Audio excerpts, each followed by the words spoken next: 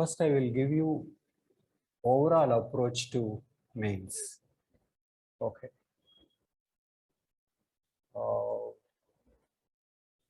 See, once you clear the prelim stage, where basically targeting the people who are cleared prelim stage and facing the challenges, but even for others, this strategy is important. What you should always think about is whatever you are reading,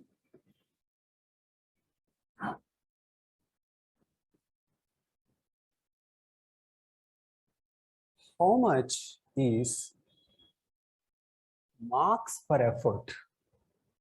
That is, how much effort you should put in to get a particular number of marks, right?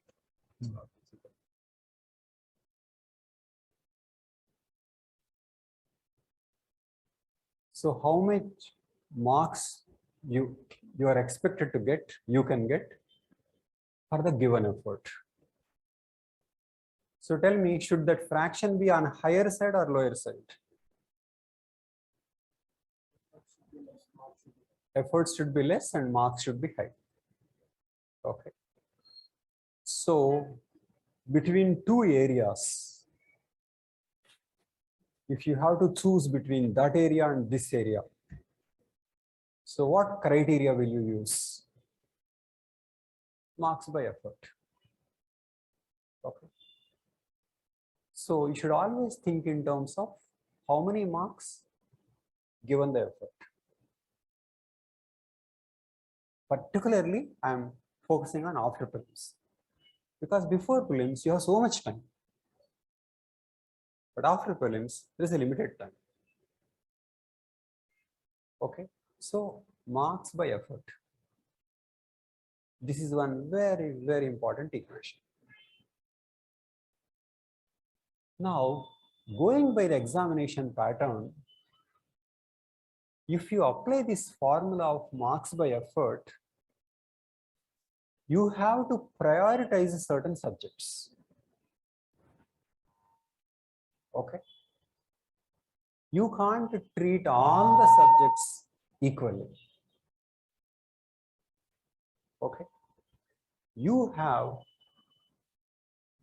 ethics and essay, GS 1, 2, 3, and optionals 1 and 2 credits. Going by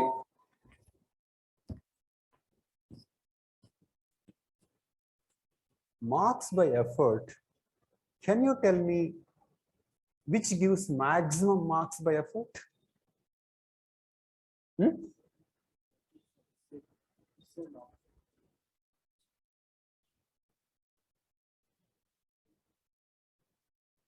Ethics essay marks by effort. We will see that. But I will tell you, in my opinion,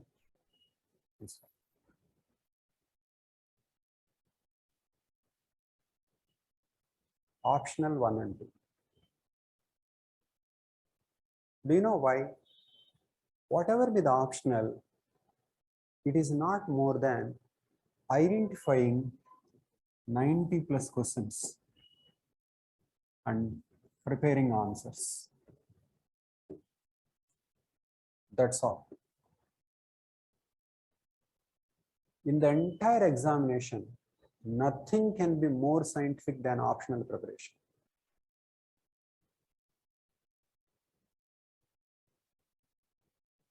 So I would say after prelims, target number 1 is optional. Why clearly 90 plus? Because any optional paper is some combination of previous year questions. These 90 plus should be some distinct questions, not any 90. And that calls for a lot of judgment. Only if you are thorough with the syllabus and you have conceptual clarity and thoroughness of the previous papers, you can identify the 90 plus. But I don't think it is 90, more than 90 in any paper. Okay. And I will tell you, identification also means removing all vague and completely random questions. Find out a pattern and go by the pattern, identify the questions. Don't chase every question. In your optional paper, you should be able to get 90 plus percentage of questions as expected. That's all. And not 100%. No, it is not 100%. I insist. Because there are some off the track questions. If you pursue them, your preparation will lose direction. So some claim I have answered all the previous questions and I am good at that. Some teachers claim, but that is not right. You don't have to be good at all the previous questions, but identify the general pattern, repeatable variations from the pattern, and identify 90 plus, and then try to get highest scores in optional. Try to get the highest score in optional. So I would say your topmost priority is optional. You should get 90 plus percentage of the questions coming from making a detailed preparation of 90 plus questions. Tell me, is this clear to you? Why optional preparation is easy is that it is rehashing of the previous questions with some current affairs touch. Current affairs anyway you have to do. So I would say of GS 1, 2, 3, ethics and essay and optional, optional is your number one priority. Is this point clear to you?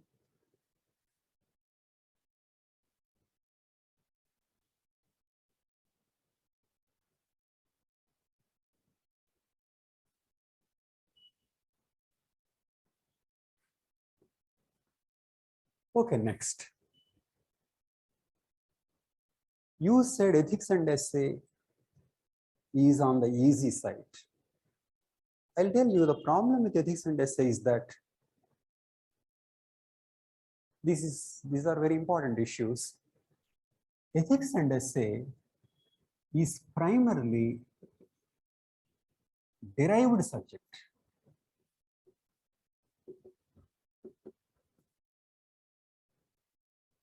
What is meant by derived? There is not much to learn from ethics and essay itself. Ethics and essay questions come from elsewhere.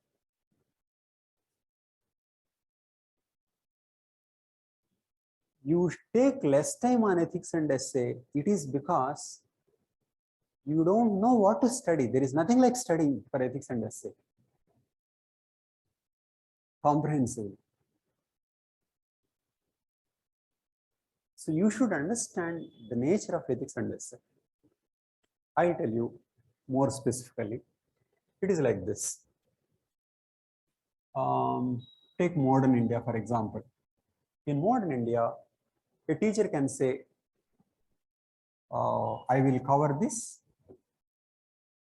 and then in the examination, this will come. And I will cover out of it, a lot will come. Geography, same.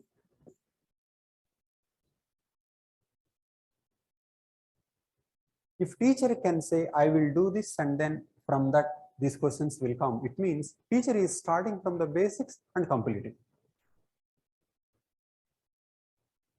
So it teaches geography and completes the questions asked in geography. So a teacher teaches modern India and completes the questions that can come in modern India. Are you following?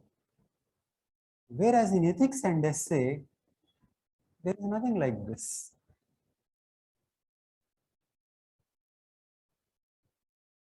Ethics and essay comes from some other source. I'm always looking for a duster. Okay. It is like this.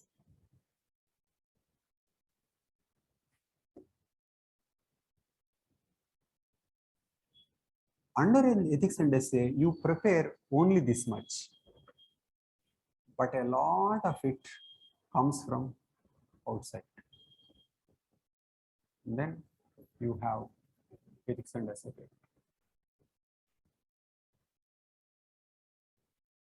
This is the nature of ethics and essay. Is my point clear? So what will a teacher do? Teacher can do only this much. Sorry. This much.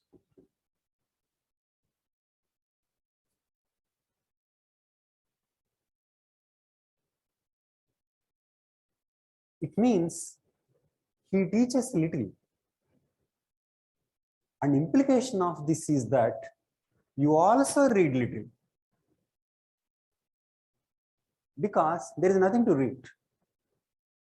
But when you score well, it is not because of what you read in this, but what else you read from other papers. This from GS 1, 2, 3 and optionals and general knowledge, whatever.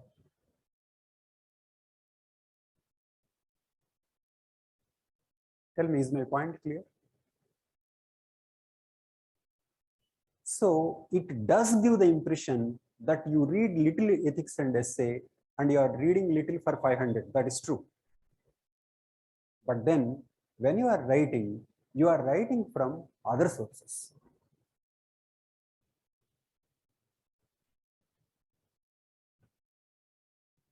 So it also means you actually read little for ethics and essay, though it is for 500 marks.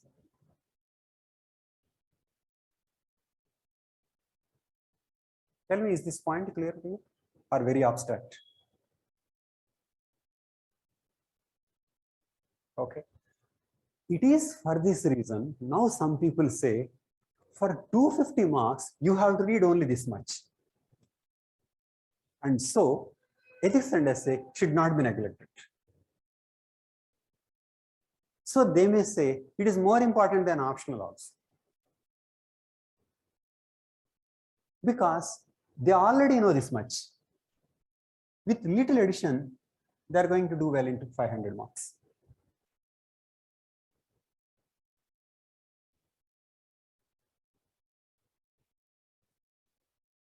You get the point? So that is why some people say, we have never ignored ethics and essay because it is for 500 marks. So we focused. Why? Little focus, they use the rest of the knowledge. If this is not there, they can't use the knowledge, and finally they will spoil for 500.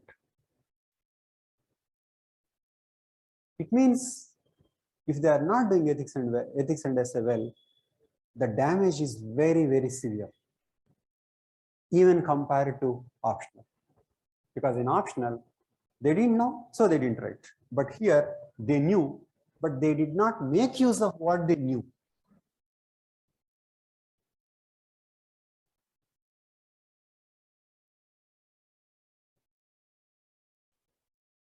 You are free to ask me questions. Is this clear to you? So in that sense, ethics and essay can turn out to be more important than optional, given the fact that you have to do very little for 500. You have to do very little because that little is needed to make use of what you already have.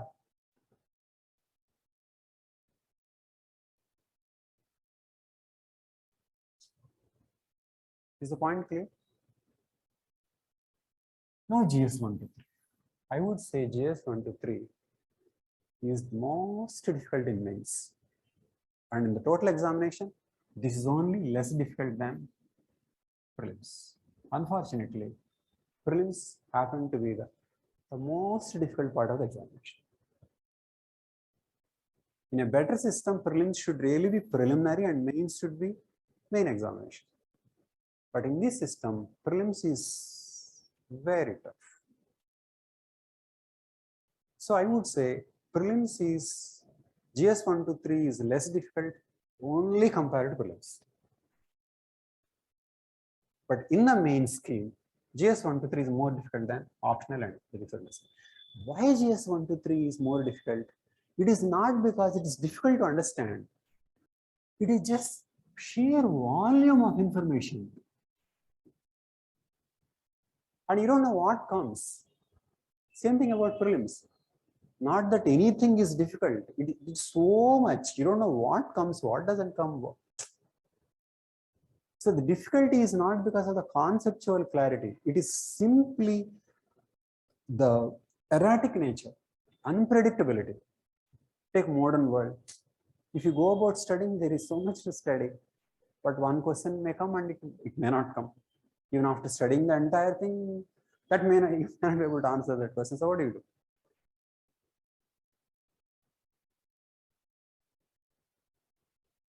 Okay. So why I say optional is the easiest is that very clear. Previous questions, 90 plus, right answers, over. Ethics and essay, previous knowledge, plus find out what is needed, over. And coming to GS 1 to 3, I would say find out what you are good at prelims and what actually are the areas in GS 1 to 3. And more importantly, combine GS 1 to 3. Same questions are the same area spread across papers. So don't divide artificially in GS 1, 2, 3. Just look at polity, economy, science and technology, culture, like that. Technology, environment. What are the areas that are difficult? How erratic they are? And go by marks by effort formula. But most people say trying to do reasonably well is good enough. Don't try to crack, don't try to be a topper. Use all your energy, optional, and next ethics and essay, but reasonably well on this.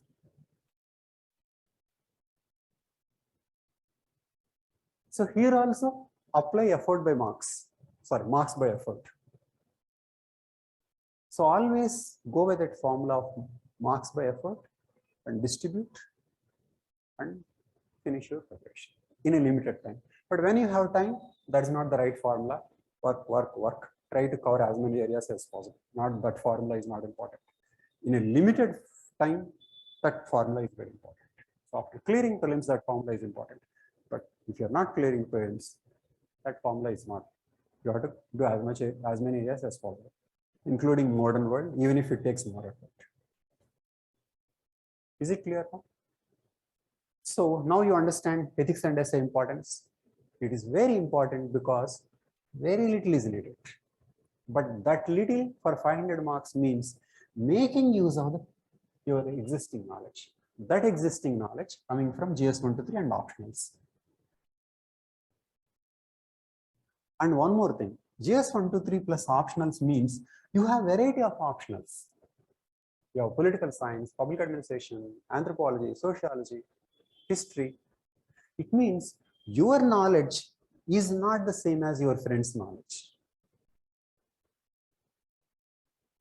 It means the way you handle ethics and essay paper, the way you handle is different from the way others handle. No uniform answers. The essay you select is different from the essay that your friend selects. An essay doctor selects is different from an essay an engineer will select. Or PSR student will select. Social students will select.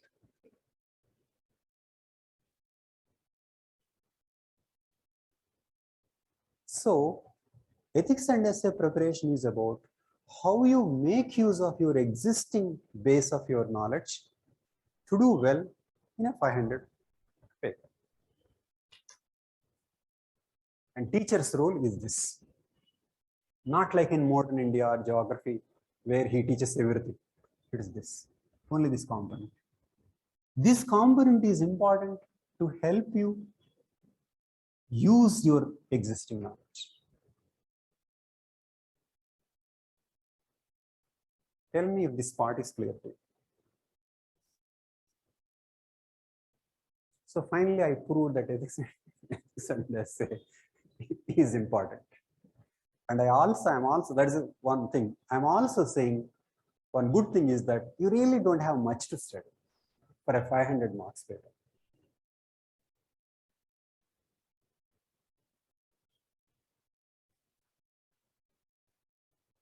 Is it clear? Now,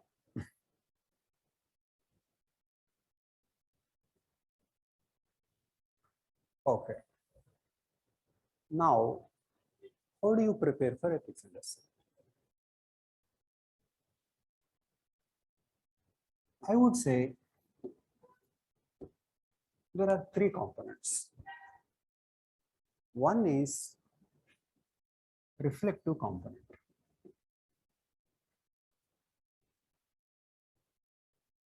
Second is civils component, civil services component, and GS component. These three. Reflective component, civil services component, and general studies component.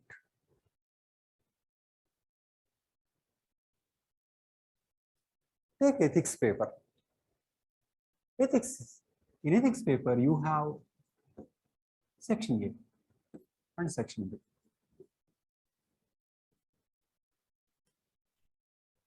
Okay. Section A, 13 into 10 marks, 130. This is 20 into 6, 120. 250 marks. Okay. And I said ethics and essay is like this. You are learning under ethics and essay, and then your knowledge system. What is this? That I would say is what you should learn during ethics and essay course. Issues related to ethics. What are ethics? What is morality? What is goodness? Why should we be good? What are these values? That is the core.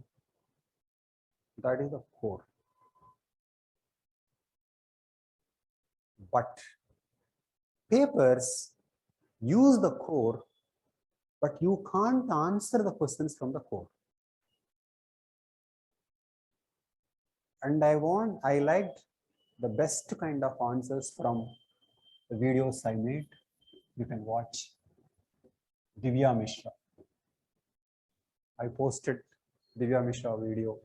I interviewed her, one video exclusively on section A and another on section B. Each one lasted for around 1 hour. I took each question and discussed. She got top score last year. AR 28th, and in ethics and ethics paper, she got top score. And earlier also, she was getting very good score. She was my interview student. She also my current affairs students before the interview result. So with that familiarity, I knew a lot about her. She was a philosophy student. So we read that analysis very closely. And you know, I watched it yesterday also. I just wanted to see what it was like. I read it around 8-9 months ago, but I watched yesterday also, and then I got new insights. I want you to watch those 2 videos very thoroughly. Amazing. What she does is that there is some ethical component, and for that She uses a lot of GS and many other things, IR and many other issues.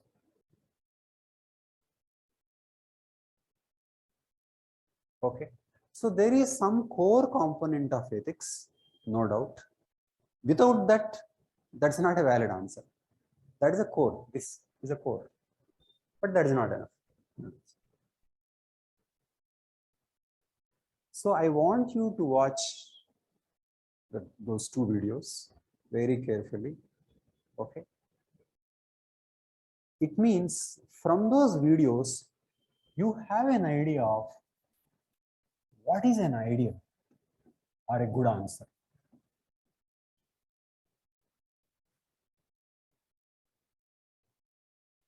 Okay. She is not the person who got the marks somehow.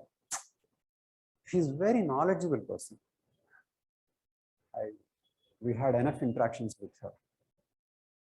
Okay. In fact, you develop respect for the examination after watching those videos. That this person is so knowledgeable.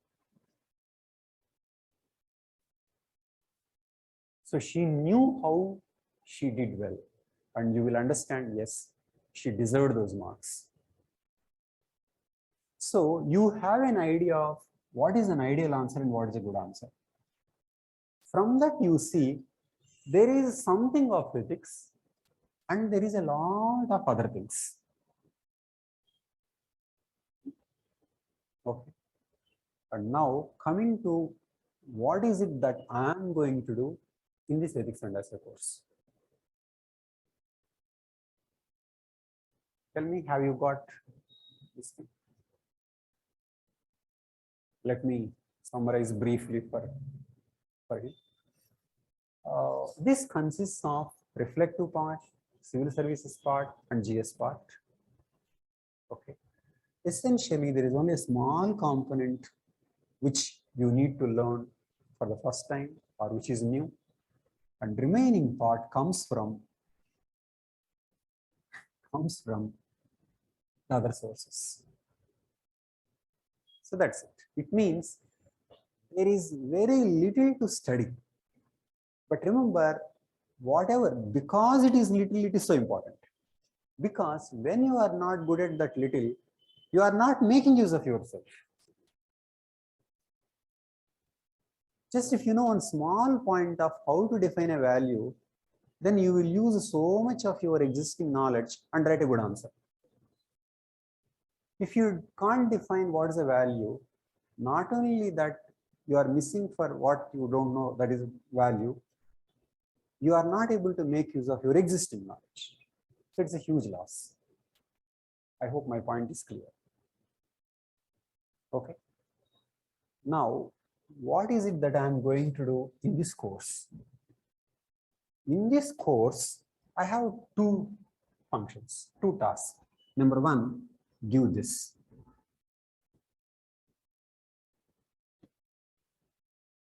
I promise I'll give this. There is no doubt. So whatever a new thing that you should understand, need to understand, with very high level of clarity, you will understand. Am I clear? Then how about this? I am not going to give this, but what I'm going to do is, I am going to help you how you integrate this with this. And of course, give some writing material and practice assignments. So is my task clear? Whatever is new, that I will teach. You will have clarity. And next, how you will make use of your existing knowledge, and of course, some of you knowledge you are going to get that from optionals plus JS 1, 2, 3. How you make use. It means how to approach a question, how to write. So this is what I am going to do. And I believe This is very important thing, because now coming to the overall examination, in terms of writing in the entire civil service examination, the most difficult questions, I would say, are reflective of section A, 10 markers. Reflective questions of section A are the most difficult kind of writing.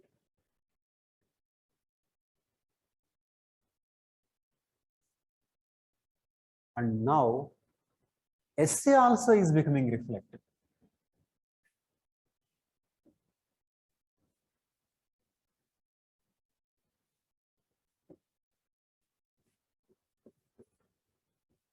Section A and B, last time both are reflective essays. So if you are good at writing reflective essays, then you will know you will be good at writing any tough question. What is meant by tough question? Tough question is not a question where you don't have a knowledge, that you can't do, but you have a knowledge, but you don't know how to apply it. You have some vague thoughts, all kinds of ideas, but you don't know how to put it in writing. That you are going to learn in this course. I want you to feel confident. I know something, I have some ideas, I'm definitely write well. Ability to look within and find out how you are organizing your information and thoughts, and then make a good presentation. That ability I want to give. That ability to write. This is my main focus. It means I'm planning to give you an ability which is useful across papers.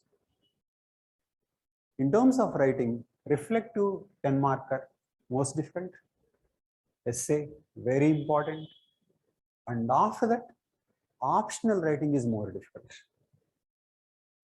GS 123 writing is least difficult. GS 123 is more about knowing. If you know information, you will write, and if you don't know, not much you will write. So writing challenge is, you know little, you have to think. Not when you have so much of information, that is not a writing challenge, and the question is information oriented. So maximum writing challenge is essay and reflective part of section A, and then optional in the last GS 123.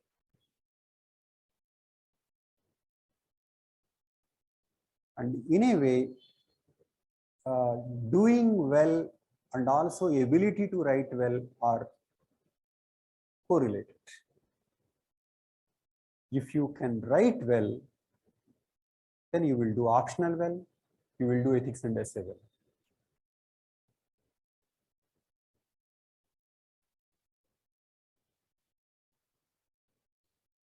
Okay, so if you develop that writing ability, you are going to handle up which appears tough to others. You will handle well, because writing well means ability to make use of your knowledge across subjects, across articles, across various books or whatever, and then put a coherent picture. So that you are going to. So it is like that. So it is reflective part. And GS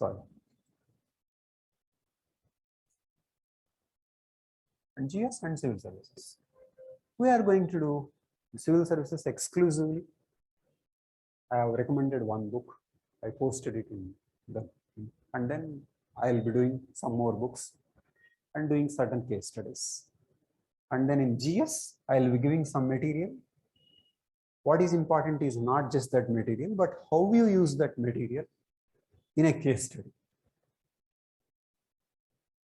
Okay. So my overall strategy is whatever the new thing that you should understand, teach.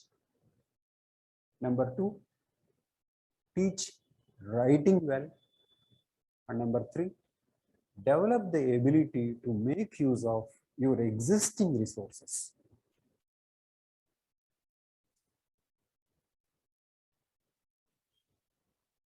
Okay.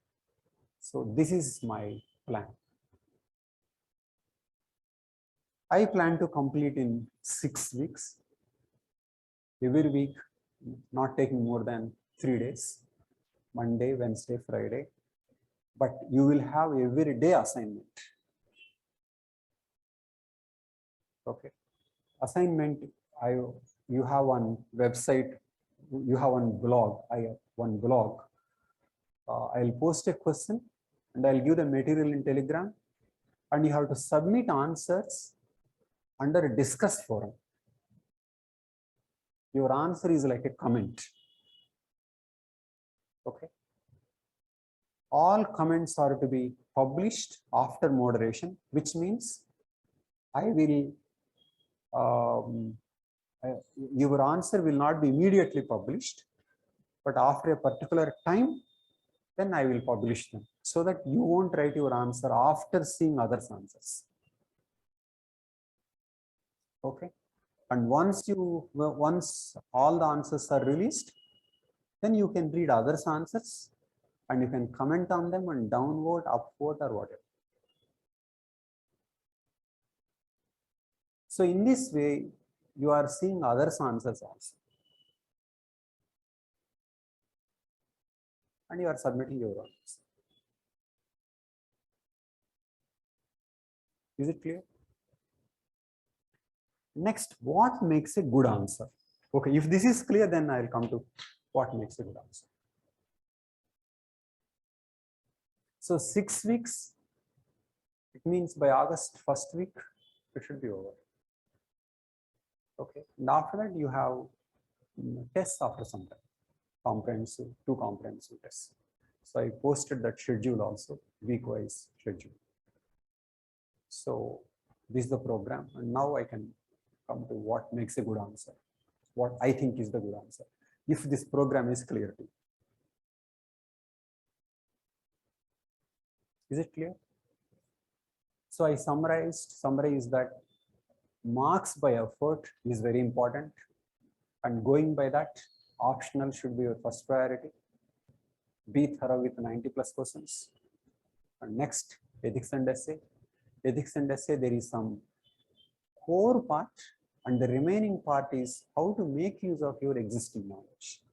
Core part I will teach, writing skills I will teach, but you should be in a position to make use of your existing knowledge, which means you should have that existing knowledge, then only you will make use of. But my training is about maximizing how you use that knowledge. So because I hold ethics and essay are primarily derivative subjects, not fundamental. Is it clear? Now,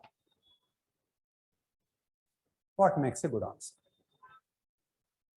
This is a very important issue, because when you are preparing, you always have an image of a dreamer, image of an ideal answer.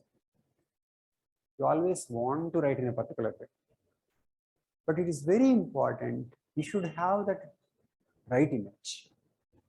That is, you should have a right dream.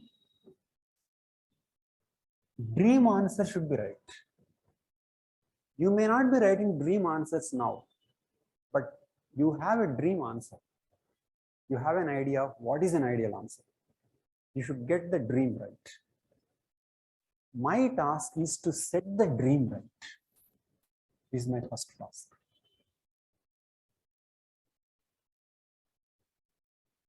I know you have a dream of a rank, but what to do? What is important is what does the dream mean? What are the direct implications? What is a dream answer? In this program, you have access to all your friends' answers. So you know. But of course, it's not open to everybody. It's only for the students of the course. Okay. Blog is accessible in the beginning to everybody. After that, it is closed. Okay. So you will know others' answers. You can comment and others will comment. So what makes a dream answer? I will give you my idea of a dream answer. Number one, you should understand the essence of the person. Essence. What does he want? What is he asking? 10-line question. But what is he asking? Next, essence of your response. What is your response? My approach is like this. Find out what is the essence of your question and what is your reaction.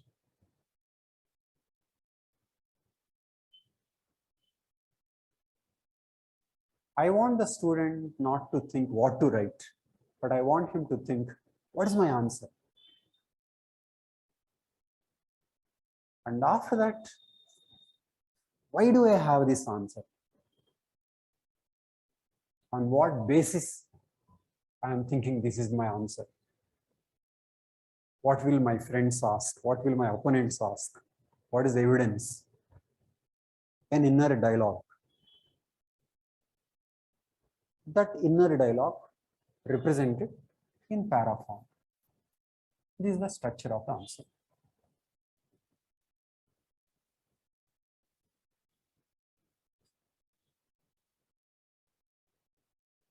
I believe in introduction, which conveys the essence of your response.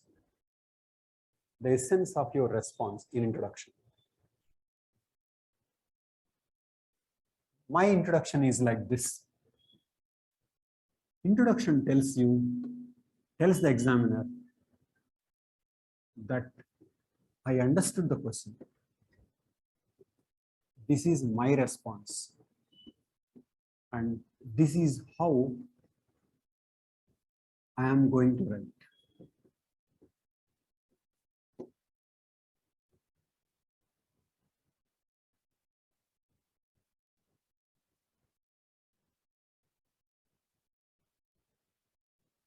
This is it. This is introduction. Introduction is, I understood the question. This is my response. And this is how I am going to write. Introduction is not starting the story. Starting the story comes from second paragraph.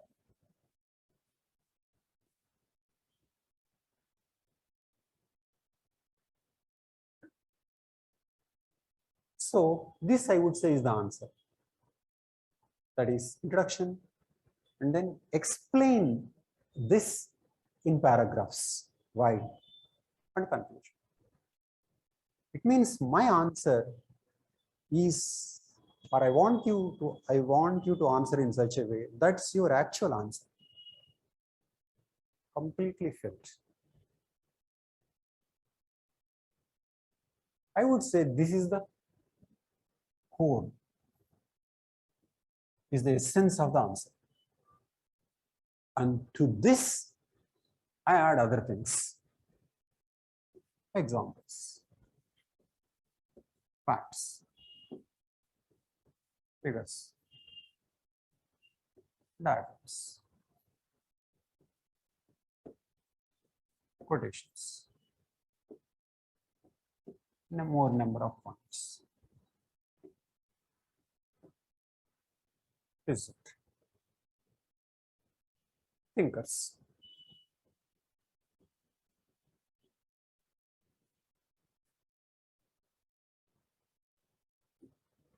I want you to add these things to the core of the answer.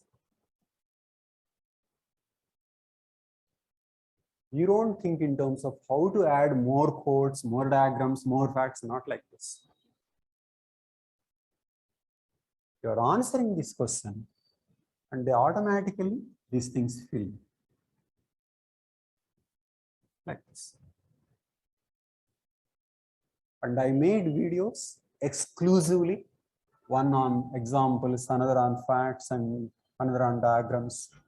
I'll post in the group, you can watch. Okay. But what is the rationale of this? Rationale of this is that I have understood this exam checks not only your understanding and conceptual grasp, which is helpful, but it also tests your informational base, how knowledgeable, how much you know.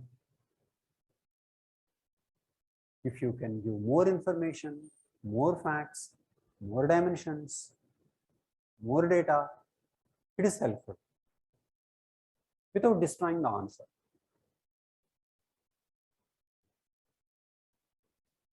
So without compromising the essence of the answer, the more info you give, more marks. But if you just dump information without any logic, it doesn't make sense. But in my lectures, I focus on the core. I won't tell you these are all examples you write now. You give your own examples. You give your own pieces of information. But I focus on this. But when I am evaluating your answer, I will see whether your answer satisfies this criteria. Why diagrams? I have also understood it is the best answer is the one that is most directly conveyed, where the examiner takes least amount of time. And if it can be done innovatively, better. Diagram can hugely enhance.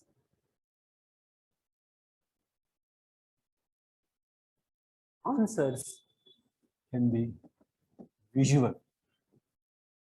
Visual answers are more attractive. More informed answers. Subheads, good. Underline, good.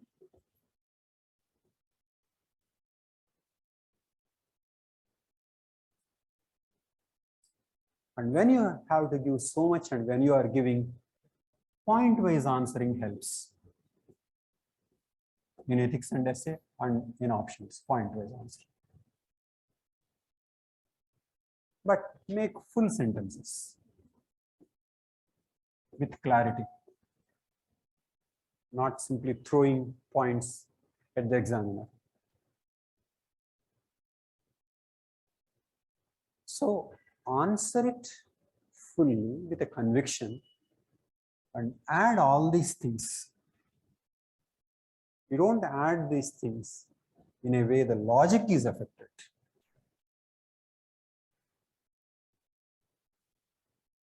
Okay.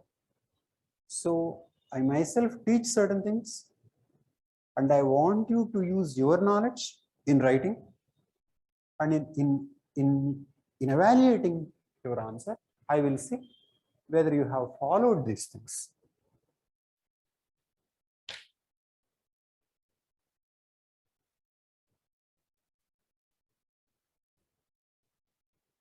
Okay. And from Divya Mishra's video, you can see how many examples she uses, what principles, international relations, philosophy, all kinds of.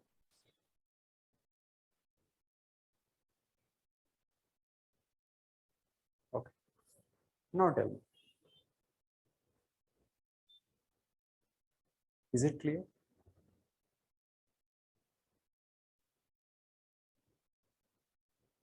So you have 3 classes, but daily assignments. We'll do it in 6 weeks and 1 week later for comprehensive exams.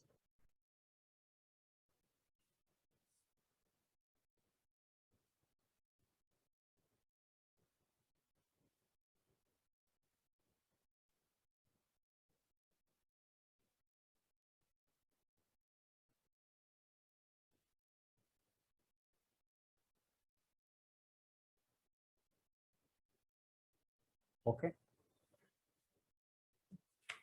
I'll be giving one assignment. I'll just read out now. An ambitious effort by, okay, you just listen because I'll give in writing, I'll post. An ambitious effort by WHO to calculate the global death toll from the coronavirus pandemic has found that vastly more people died than previously believed. A total number of 15 million by the end of 2021. 15 million died by the end of 2021, according to the latest data, WHO data. More than double the official total of 6 million reported by the countries individually. So countries reported less than half of the actual as per WHO. So this is the fact. I took this fact. Okay. Then how do I convert this into a case study? I'm converting into a case study. Okay. I analyzed all the case studies. I'll post this to the Telegram group. It's so diverse, very diverse. You can't really prepare for all the case studies. Just nothing, just not possible. You only need to have the approach and how you use the existing knowledge. But of course, there are some core areas which I will be doing. Anyway, so what I'm starting with is this is about pandemic, and then I'm converting into a case study. The world was caught completely off guard and it could not handle it properly. Next, can the world get prepared for a similar pandemic within the next 5 years and drastically reduce the death toll? So the question is, millions died, 15 million by the end of 2021. Definitely the latest figures will be much more. Okay. Question is, can the world get prepared for a similar pandemic within the next 5 years and drastically reduce the death toll? What global arrangements are needed for that?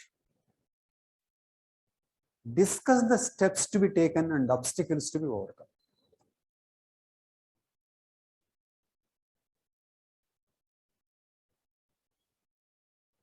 Okay. You may think I am going to discuss this and answer. No.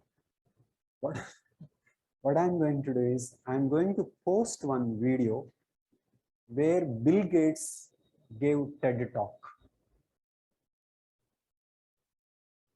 Okay. On how to make this pandemic the last one.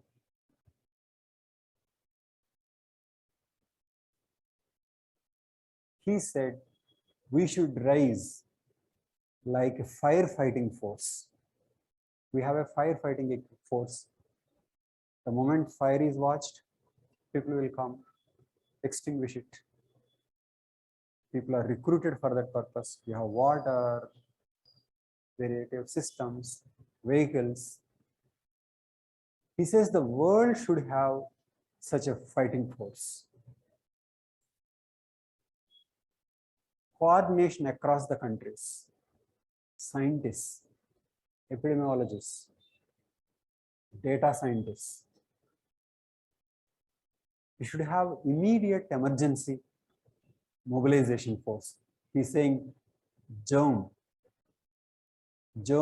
emergency response system, response mobilization, something like germ, GRM. World should have that. In fact, Bill Gates unusually was the person who spoke about this much before pandemic.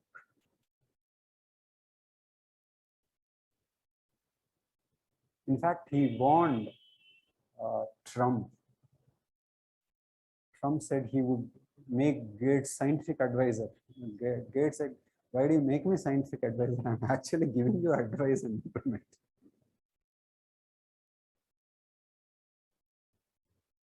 So Gates warned. Because at Obama time itself, people were thinking that there were serious problems. maybe had Obama continued, he had done something. So Gates was giving details about what to do next.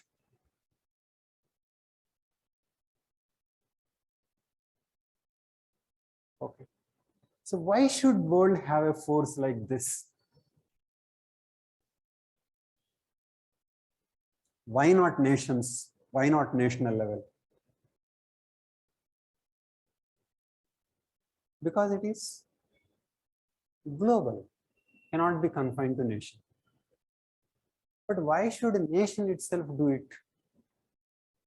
Why can't it simply leave it to the people? Because this is not individual. This is like fire. Somebody does a mistake, but people affected are not the people who did the mistake. It is not equitable. Some people cause, somebody else suffers. We think it is unfair. It is unfair. So how do we deal with this? This cannot be contained. This cannot be localized.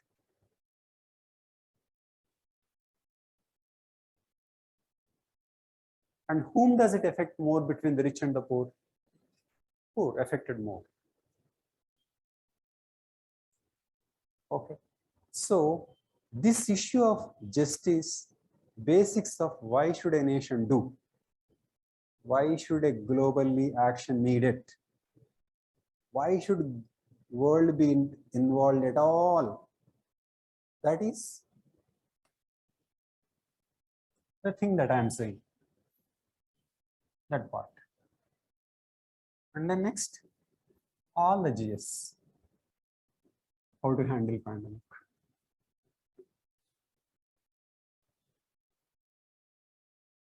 Did you get my point? So I am giving you a video. Watch, write down the points, and then give your answer to the case study. 20 marks and 250 words. Write on a sheet, see if you can draw diagrams, quotations, and upload.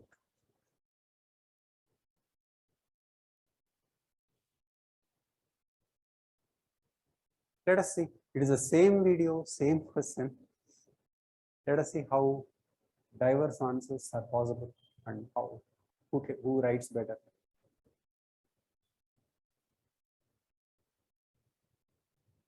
And criticize it. Is what Bill Gates saying is possible. Ethics is about looking at a more fundamental level. Why should government do this at all? GS is about just do steps. But ethics is about why.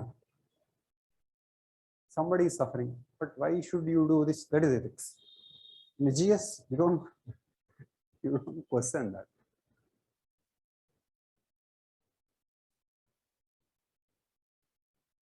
So ethics is simply a reflection on certain things that we assume. We'll discuss on Monday. We will start with what is ethics, how different from other things, and also do one thinker Socrates. And I'll post one video related to Socrates. You watch, or maybe 2 videos.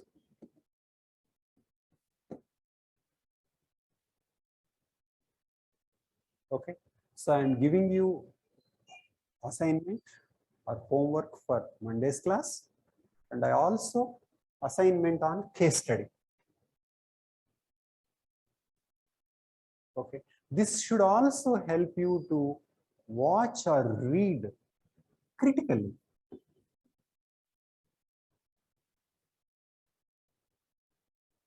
So watch him critically, ask questions, what are the gaps? In fact, you can go through the comments under the video. People made variety of comments.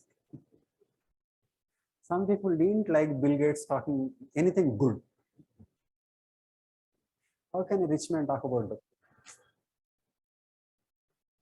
So you just go through the comments, you will get all the criticism. YouTube is an extremely powerful medium.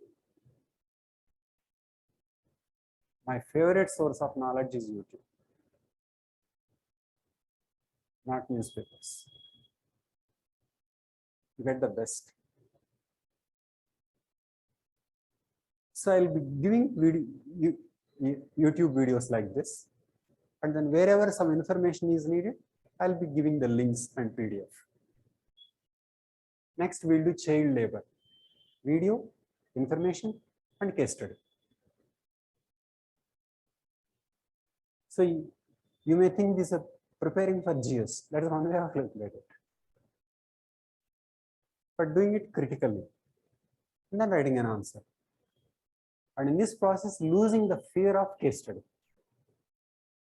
And also knowing how to write answer to the case study.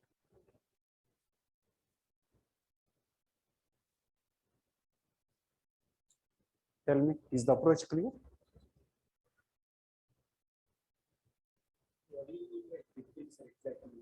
Critical. What do you mean by that? Critical means like this. Thank you for asking. What many students or why students, many reviewers also, for example, one article in Hindu appears. Editorial says point A, point B, and so point C. So point A, point B, A plus B leads to C. So this is what editorial says. The people who summarize this editorial and also the students note down A, B, C. I would say that is uncritical. You ask, is A true? Is B true? Should A plus B lead to C? Is this inevitable? And why not D? That is critical. In the beginning, critical reading may be simply a superficial questioning. But as you know more, you will develop certain values.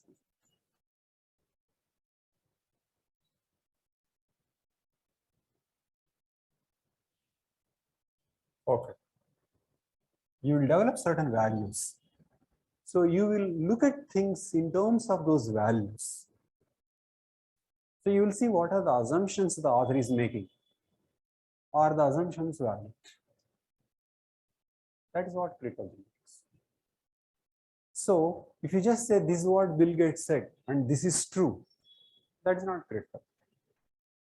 But apply your own judgment. Is he right or wrong? Or even if he is right, not practical. It's like that. Apply your own reason. Okay. So you make points and then raise questions and write your own summary. And remember, finally, I am giving you a case study as a question. So you see how an answer to case study should be written. And before that, at least watch Divya Mishra's video on case studies, that is section B.